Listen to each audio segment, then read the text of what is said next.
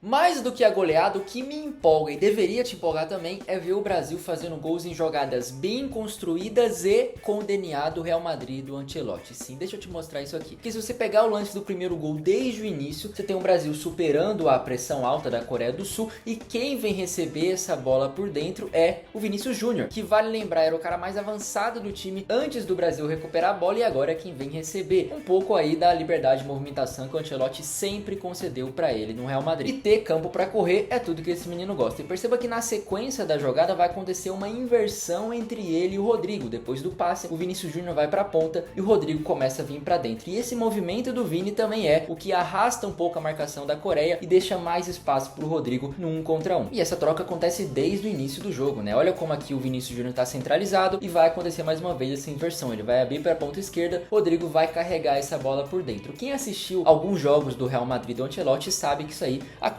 direto. Mas eu acho interessante que o Estevão já estava pedindo a bola, já sabia o que poderia acontecer antes mesmo de receber esse passe. E agora eu quero perguntar aqui pra galerinha que entrou na modinha de criticar o Bruno Guimarães. O que dizer dessa tacada de sinuca na medida certa, no único espaço possível para selar essa excelente jogada bem construída do Brasil? Ó, eu quero dissecar esse jogo aqui no detalhe com você, então faz o seguinte, já curte o vídeo, fica aqui até o final para você entender com profundidade tudo que a gente pode tirar desse 5-0 e do futuro da seleção brasileira. A seleção brasileira veio no que já está se tornando popular, esse 4-2-4 aqui, com o que eu acabei de mostrar para vocês, Vini e Rodrigo o tempo inteiro alternando aqui entre quem vai ficar na ponta esquerda, quem vai ficar um pouco mais centralizado, muito do Real Madrid que a gente já conversou aí no começo do vídeo. O Cunha tendo um papel muito importante aqui no meio campo, principalmente na fase defensiva, que a gente já vai falar aqui também, e tanto ele, o Estevão, quanto o Vini, quanto o Rodrigo o tempo inteiro alternando entre quem ia quebrar aqui para ficar no meio campo e ser essa ligação da defesa com o ataque, o que é fundamental para entender esse jogo aqui. Você já vai ver. Espera um pouquinho. Já a Coreia do Sul, me desculpe, não vou colocar o nome de todo mundo aqui em coreano, porque você não vai entender. E uma coisa que eu quero que você entenda nesse momento é que ela joga no 5-4-1, né? Uma linha de 5 na defesa, 4 no meio campo e apenas o som sobrando aqui na frente. O que me levou a crer que ela teria uma disposição mais defensiva contra a seleção brasileira, o que não aconteceu, o que é algo muito interessante. A Coreia do Sul, do começo da partida até quando ela estava perdendo de 4 ou 5-0 do Brasil, continuava pressionando a saída de bola, marcação alta, correria, estava se arriscando muito da sua identidade de jogo, o que é muito bom para a seleção brasileira. Primeiro porque é um contexto diferente, né? A seleção está o tempo inteiro jogando contra equipes que se defendem lá atrás e fica aquele ataque contra a defesa que para nós telespectadores é algo um pouco mais difícil de assistir. Já nesse contexto de uma marcação alta na nossa saída de bola, se a gente consegue vencer essa pressão, aí você vai encontrar muito espaço lá atrás para transição em velocidade. E aí essa palavra, né, transição em velocidade, olhando para os jogadores que a gente tem no nosso ataque, os principais jogadores, olhando para o técnico que a gente tem na beira do campo e lembrando novamente um pouco daquele Real Madrid, é tudo que o Brasil precisa para ter uma grande partida. Vencer essa pressão, ter mar aberto para correr e colocar Vini Júnior na corrida, Estevão na corrida, Rodrigo na corrida, que é o que eles mais querem. Mas a chave aqui é como o Brasil venceu então essa pressão da Coreia. Esse lance aqui é um lance chave para que você entenda isso. Perceba que a Coreia do Sul está marcando o Brasil na saída de bola e todo mundo tem a sua marcação ali individual. O Gabriel Magalhães tem uma marcação individual, o Casemiro tem uma marcação individual, o Douglas Santos também tem uma marcação individual. Toda vez que um time faz uma marcação alta na saída de bola do outro time, geralmente assim, 99% das vezes é uma marcação individual. Tem esses encaixes na marcação.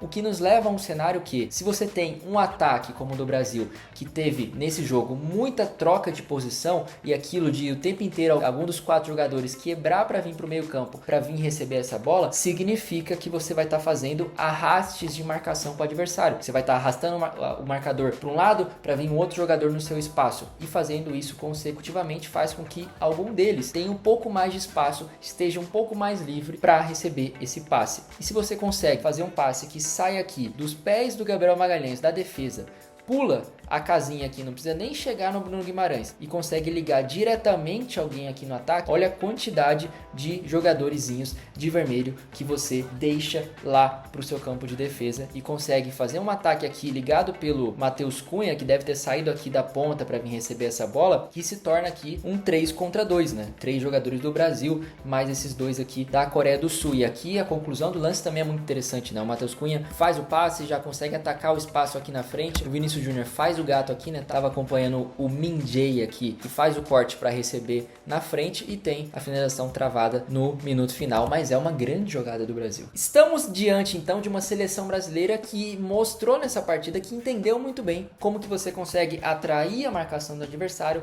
para gerar um espaço vazio, para gerar um homem livre na marcação. Olha aqui essa jogada. A bola tá no Bruno Guimarães aqui e o Vini Júnior sai lá do ataque para vir aqui, não necessariamente para receber o passe, mas porque ele sabe que ele tá fazendo uma movimentação que vai gerar desencaixes na marcação. Olha aqui, à medida que ele corre, ele fixa a marcação desse volante e o volante acompanha ele, ao mesmo tempo que aqui na frente você tem um cara que fica dividido entre acompanhar o Vitinho, que foi abrir lá pela direita ofensivamente, ou acompanhar o Estevão, que tá aqui por dentro. Resultado, Estevão recebe a bola livre, numa posição aqui nas costas do volante adversário e tendo muito espaço para correr aqui e criar mais uma vez um ataque perigoso, com o Brasil atacando com 5 jogadores e o Vitinho aqui participativo também desse momento ofensivo. Ou seja, o Ancelotti nos leva a crer que, enfrentando uma seleção da prateleira da Coreia do Sul, a gente deve ter uma seleção brasileira nesse 4-2-4, abrindo mão de ter mais um cara aqui nesse meio campo para ter um ataque mais recheado, em que qualquer um desses 4 jogadores pode quebrar aqui e vir para o meio campo ser esse meia de ligação da defesa com o ataque o tempo inteiro, alternando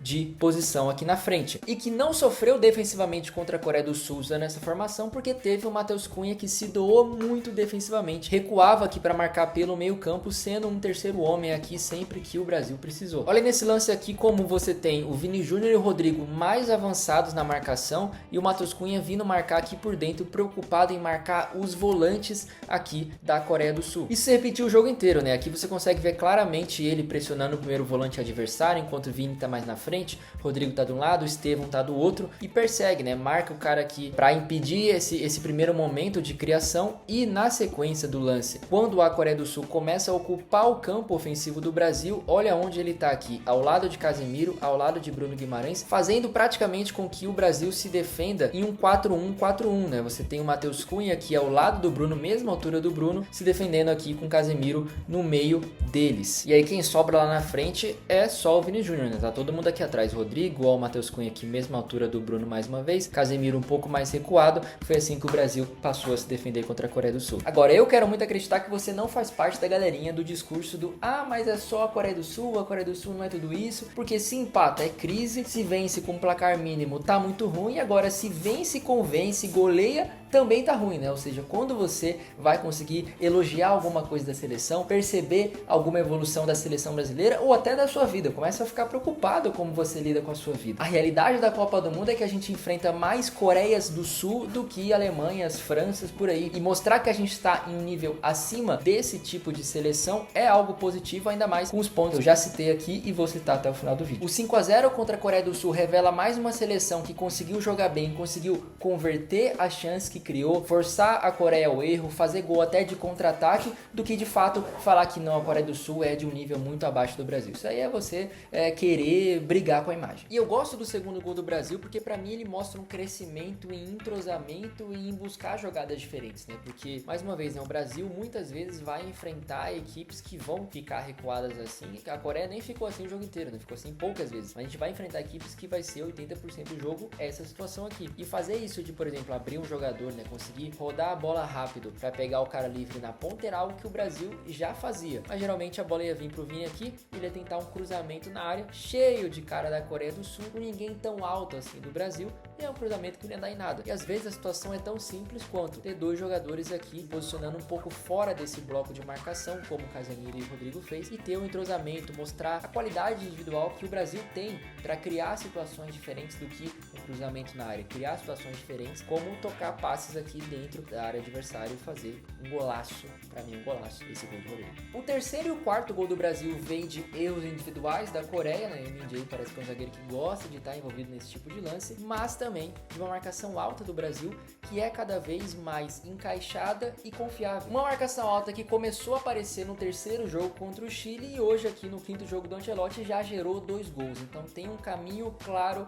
de evolução do Brasil. E esse quarto gol aqui mostra essa confiança, né? O Cunha pedindo pro Estevão não desistir da marcação, continuar pressionando mais em cima, que ele ia fechar os espaços atrás, né? Ou seja, um Brasil que quer continuar sendo dominante, quer ter a posse de bola, quer mandar no jogo. E é essa pressão dele que gera esse passe para trás, que é o gatilho, que é a permissão para que Casemiro e para que Bruno Guimarães saltem um pouco mais à frente e tentem pressionar a Coreia aqui nesse espaço que o Brasil acabou de criar perigosamente. E perceba que o toque do Vinícius Júnior aqui pro Rodrigo é quase automático, né? Ele já recebe e já gira, praticamente não precisa nem olhar onde o Rodrigo tá, é aquele papo de entrosamento que a gente tanto falou. Estando 4-0, tem uma substituição importante que eu quero falar aqui com vocês, que é a entrada do Paquetá, né? Naquele contexto, sai de campo o Estevão, que era do quarteto aqui quem tava com mais desgaste físico, e aí é a entrada do Paquetá. Então ele tira o Estevão de campo, joga o Rodrigo para esse lado direito aqui, centraliza um pouco mais o Cunha e deixa o Vini Júnior um pouco mais pelo lado esquerdo,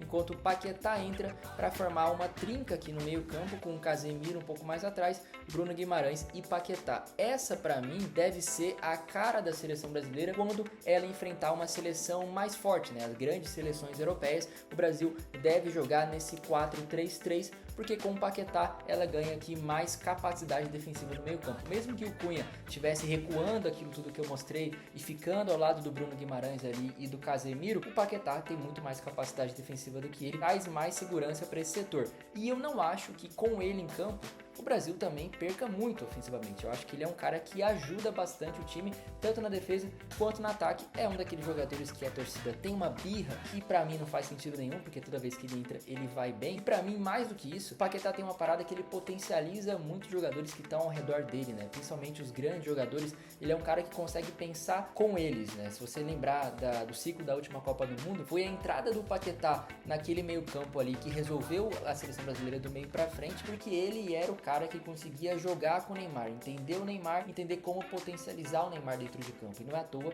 que saiu aquela assistência naquele fatídico jogo contra a Croácia, que é o Paquetá entendendo o jogo do Neymar, o que ele tá fazendo, onde ele queria receber essa bola, e eu acho que ele consegue trazer um pouco isso para esse time do Brasil. A questão é que, tendo tantas opções boas ali ofensivas, jogando contra um time da prateleira da Coreia do Sul, acaba tirando um desses meio-campistas, colocando mais um cara ali na frente, sem sofrer muito defensivamente, como foi o caso de hoje. O que me leva a começar a pensar, né? Se o Brasil vai ter uma trinca de meio-campistas, quem vai ocupar as outras 3 posições no ataque? Porque você pode ter o Matheus Cunha aqui, você pode jogar com o João Pedro, que vinha muito bem, vem numa fase excelente no Chelsea. Você pode talvez jogar sem um centroavante de origem, colocar o Rodrigo e ter o Rodrigo e o Vini alternando aqui na posição para que você tenha o Estevão na direita, que tá jogando muito bem, já são 3 gols nos últimos 3 jogos, ou até o Rafinha, né? Pra mim não tem como imaginar a seleção brasileira com o Rafinha no banco, depois de tudo que ele tem feito pelo Barcelona e também pela seleção brasileira, sempre é um cara que entrega bastante. São muitas opções,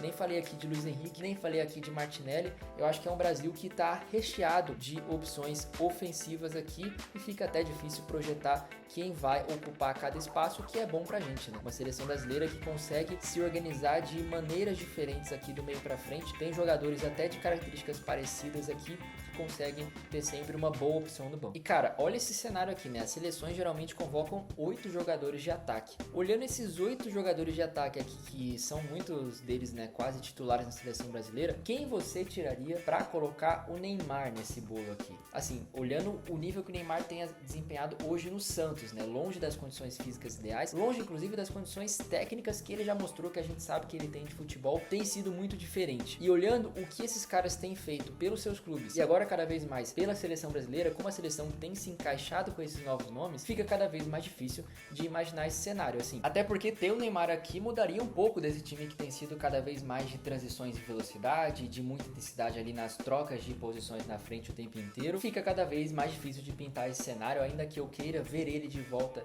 com a camisa da seleção brasileira, hoje é uma seleção que é menos dependente dele. Mas o que de fato me alegra, me empolga aqui dessa seleção é ver as coisas começando a dar liga, né? Você começar a pensar um ataque aqui que te traz soluções diferentes, né? Provavelmente se eu perguntar para você colocar aqui nos comentários como você escalaria esse ataque aqui em 3 ou 4 posições, acho que vão ter muitos resultados diferentes, o que é algo bom, né? Você tem opções boas e que tem desempenhado, tem correspondido dentro de campo para colocar aqui na frente, né? Você vê o Casemiro e o Bruno Guimarães em mais uma partida boa, cada vez mais seguros, cada vez se entendendo mais nessas coberturas defensivas. Um Brasil que com o Ancelotti praticamente não sofreu defensivamente ainda que não tenha enfrentado os maiores resultados do mundo, a gente sabe de tudo isso. É uma zaga que com Militão e Magalhães foi muito bem, ainda tem Marquinhos e Alex Ribeiro que também mostraram um desempenho muito alto quando jogaram juntos, então é um setor do campo que também não me causa preocupações. Acho que o Douglas Santos tem sido uma grata surpresa nesses últimos 4 jogos aí com o Ancelotti, porque é um cara muito completo, que consegue fazer exatamente a função que o Ancelotti